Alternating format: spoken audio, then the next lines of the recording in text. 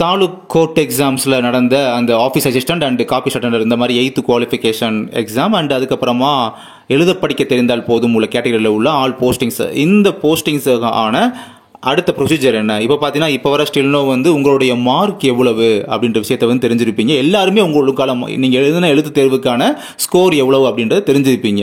இப்போ அதுக்கு அடுத்த ப்ரொசீஜர் என்ன அப்படின்றத உங்களுடைய கேள்வியாக இருக்கும். அடுத்த ஸ்டில்னோ அடுத்து பார்த்தீங்கன்னா ஷார்ட் லிஸ்ட் அப்படின்றது வந்து பப்ளிஷ் பண்ணுவாங்க. ஓகேங்களா?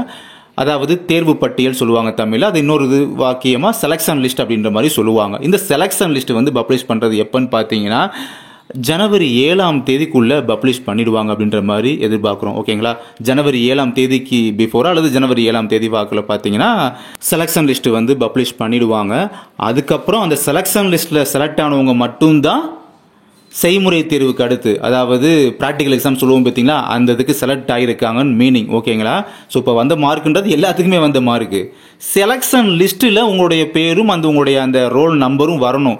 அது வந்தால் மட்டும்தான் நீங்கள் செலக்ட் ஆகிருக்கீங்க, தேர்வு செய்யப்பட்டிருக்கிறீர்கள் என்பது அர்த்தம். அந்த செலெக்ஷன் லிஸ்ட்டில் உங்கள் நேம் அண்ட் ரெஜிஸ்டர் நம்பர் வந்தால் மட்டும்தான் நீங்கள் வந்து அடுத்து ப்ராக்டிக்கலுக்கு போக முடியும் அப்படின்றத தெளிவாக புரிஞ்சுக்கோங்க. அப்போ செலெக்ஷன் லிஸ்ட் அப்படின்றது தான் ரொம்ப ரொம்ப இம்பார்ட்டன்ட் இல்லையா? அதுதான் இம்பார்ட்டன்ட்டு.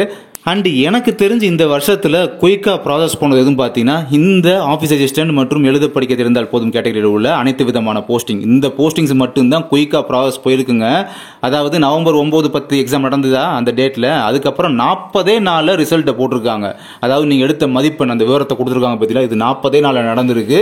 பிகாஸ் இந்த வருஷத்தில் நடந்த கோர்ட் ரிலேட்டடாக உள்ள எல்லா எக்ஸாமுக்கும் ஒரு ரிட்டன் எக்ஸாம் வச்சு அந்த ரிட்டன் எக்ஸாமுக்கான அந்த மார்க் ஸ்கோர் எவ்வளோ எடுத்திருக்காங்க தெரிஞ்சுக்கிறதுக்கு எப்படி மினிமம் 60 நாள் அப்படின்றது எடுத்திருக்காங்க டைம் டூரேஷனாக. பட் உங்களுக்கு அதை விட குயிக்காக டேஸை கம்மி பண்ணி குயிக்காக ப்ராசஸ் பண்ணி 40 டேஸ்லேயே இந்த மார்க் ஸ்கோரை தெரிஞ்சதுக்கான ஆப்ஷனை வந்து ஏற்படுத்தி கொடுத்துருக்காங்க. ஃபாஸ்ட்டாக தான் அந்த ப்ராசஸ் அப்படின்றது போயிருக்கு அப்படின்றத புரிஞ்சுக்கணும். சரி, ஓகே. இப்போ செலெக்ஷன் லிஸ்ட் வந்து ஜனவரி 7ஆம் தேதிக்குள்ளே அல்லது 7ஆம் தேதி வாக்கில் வந்து நம்ம எதிர்பார்க்கலாம். அந்த செலெக்ஷன் லிஸ்ட்டுக்காக நம்ம வெயிட் பண்ணுவோம். தேங்க்யூ.